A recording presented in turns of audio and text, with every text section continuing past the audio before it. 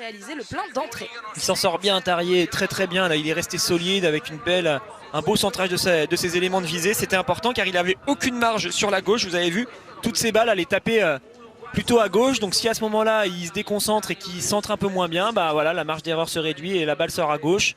Mais non, il a bien tenu la carabine. Pour Johannes Beu, alors est-ce que c'est le classement après les 2 tirs que l'on voit? Oui, le voici avec Tarier Beu donc en tête, Emilien Jacquelin qui vient de ressortir en 2e position. Anton Babikov, ils sont nombreux à 10 sur 10, c'est également le cas de Khalili. Ils sont là, les Russes. Donc, on va peut-être avoir le dénouement tout de suite.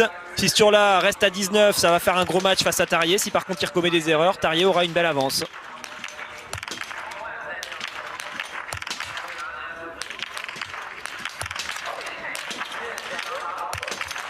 Eh bien voilà, le suspense va rester puisqu'il va falloir tirer 5 balles pour Tarier Beu.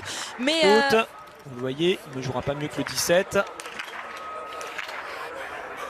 Bénédicte Deuil, il a le dossard 14, Tarier Beu, il a le dossard 21. On va donc attendre encore quelques minutes avant de voir l'aîné des frères Beu arriver sur le pas de tir pour jouer les 5 dernières balles qui pourront lui offrir la victoire et pourquoi pas donc le petit globe. Il va y avoir des surprises aujourd'hui sur ce classement à la fin de la course car pas mal de favoris sont super bien partis mais finalement ils ont eu un tir qui les a complètement sortis de la course. Donc il va falloir faire des petits comptes en toute fin de course. On a donc Sturla qui lui est à 17 qui reste en tête. Qui est actuellement 3e, mais quand on voit que Sturla Egrid est actuellement en tête du 4e tir avec seulement 17, seulement bien sûr entre guillemets, il fallait déjà aller le chercher mais normalement ça devrait être... Peut-être que certains pourront en profiter. Aucun biathlète pour l'instant n'a réussi cette performance du 20 sur 20.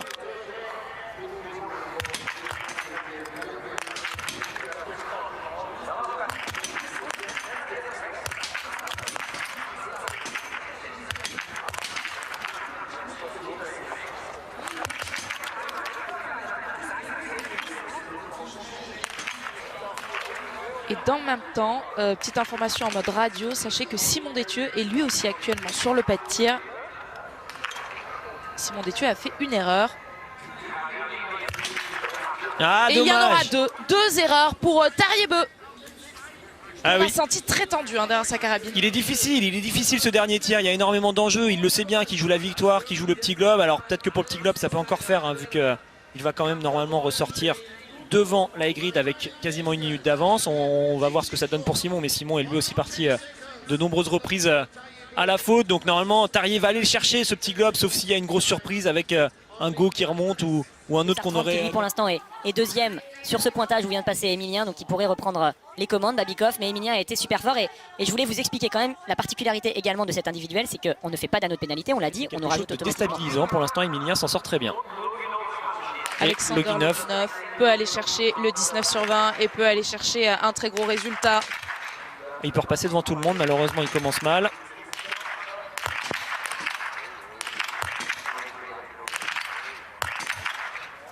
Ça fera 2 erreurs, 17 sur 20 donc aujourd'hui pour Alexander Loginov. 17 sur 20 c'est aussi le résultat pour Sturla Egrid, alors que dans le même temps il y avait le tir d'Antonin Guigona que vous avez... Du Norvégien. Et ça pourrait faire la différence si Khalili s'intercale entre Tarier qui est toujours en tête et Sturla. Pour ce petit globe dont on parle depuis tout à l'heure, ce dossard rouge qui n'est donc actuellement plus vraiment sur ses épaules de manière virtuelle, c'est Tarier qui l'a.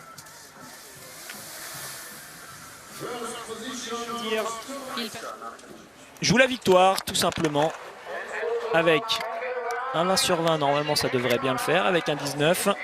Il faudra se bagarrer dans le dernier tour face à Tarier.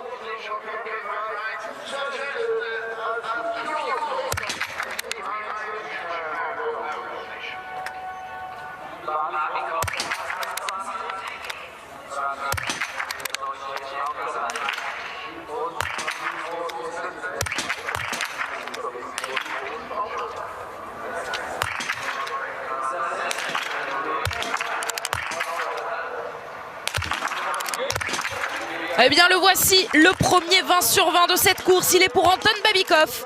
Quelle attitude de la part de Babikov. Alors c'est super intéressant de le voir comme ça aller chercher ce 20 sur 20. Babikov, il a dit dans la presse russe cette semaine qu'il n'était pas content parce qu'il est sélectionné aux Jeux Olympiques, mais normalement il était sélectionné uniquement en tant que remplaçant et qu'il n'accepterait pas cette place de remplaçant, qu'il voulait faire des courses aux Jeux Olympiques.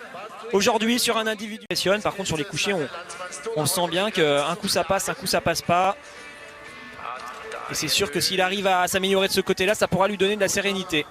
Tariebeu pour la victoire du jour ou pas, eh bien pour l'instant c'est le temps de référence. Après le passage de 16 biathlètes sur cette ligne d'arrivée, il a de l'avance, 1 minute 23 d'avance sur Sturla Lægreid. On attend le russe Anton Babikov. Pour l'instant c'est Saïd Khalili qui passe norvégien. Saïd Khalili est donc deuxième juste derrière Tariebeu. Il fait donc reculer Sturla Lægreid qui se retrouve dans le top 4 ou 5.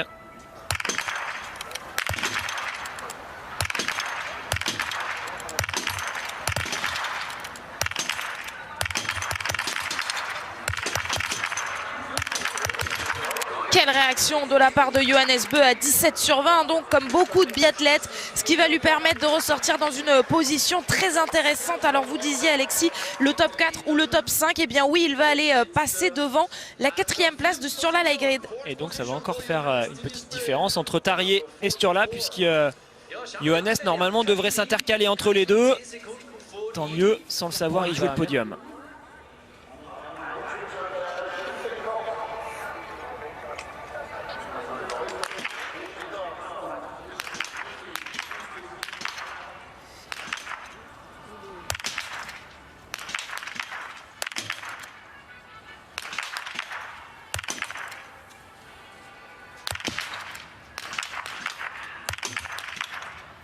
Il en aura laissé 2 dehors, Émilien Jacquelin, 2 balles hors de la cible sur ce dernier tir. Ça fera donc 18 sur 20 aujourd'hui. C'est quand même un excellent score. C'est celui pour l'instant de celui qui a passé la ligne d'arrivée en tête. C'est celui de Tariebeu. Tarjei et Lægreid, les deux. Par contre, s'il se place derrière Tarjei, il va s'intercaler entre Tarjei et Sturla. Donc ça va encore changer des choses pour le petit globe et ça va encore redonner l'avantage à Tarjei. Il va falloir Je vais le dire à l'instant, je répète Alexis, pour le top 10, vous le voyez, hein, ces drapeaux aux 5 premières places. Du 4e tir en même temps. Je sais pas ce qui s'est passé sur les tablettes, ça ils ont rectifié, ils l'ont enlevé du 3e tir pour le remettre dans le 4e tir, c'est bien ça. Et donc Bionaz avec le dossard 103, lui, normalement, il n'est pas passé sur ce dossard debout vu que le 79 vient de ressortir. Donc Attendu, j'ai loupé cette première. Je suis arrivé à un moment sur mon premier debout, il y avait du vent. J'ai patienté, j'ai attendu, j'ai loupé cette première balle. Après, petit à petit, ça s'est un petit peu calmé, mais j'étais déçu de ne pas avoir eu la chance d'avoir moins de vent sur tout mon tir, quoi. Merci Simon. Et du vent, il y en a un qui vient d'en avoir, c'est Didier Bionaz. Vous l'avez vu à gauche de votre écran, hein. 3 erreurs sur ce tir, mais le pauvre, il n'a pas été verni sur les conditions. C'est exactement ce qu'expliquait Simon, il n'a pas eu de chance. Vraiment Didier Bionaz, là c'est dommage, parce qu'il avait construit une super course pour aller valider ça avec un top 15 ou même un top 10 sur ce dernier tir, mais vous l'avez vu, des rafales dans tous les sens, et là clairement...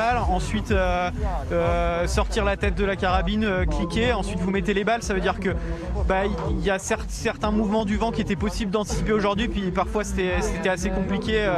Pour en avoir été témoin, je l'ai bien vu aussi. Et les 2 balles sorties sur le tir 1 et le tir 5, c'est des balles qui viennent de ma part, hein, ça n'a pas été dû au vent. Mais le tir 3, il y a eu des incompréhensions par rapport au vent, les points techniques que j'ai dans la tête, et finalement c'est pas du tout passé. Donc c'est frustrant parce qu'il y avait des bonnes choses aujourd'hui. Je fais le 3e temps de ski, apparemment c'est bon. 50 secondes de Johannes Bö qui allait passer une semaine de repos en Norvège. Ouais. Pas inquiétant? Non, pas inquiétant. C'est sûr que nous on enchaîne les courses depuis maintenant 3 semaines. Ils ont le temps de rentrer, se reposer ou se préparer. Je ne sais pas exactement quel était le programme chez eux. Donc non, je ne suis pas du tout inquiet pour le temps de ski. Aujourd'hui, je perds pas du tout la course sur... Des chances parce que au général c'est vachement serré et je vais sûrement me retrouver 26 ou 27.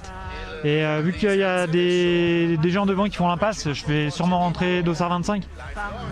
Donc c'est ce que j'espère en tout cas.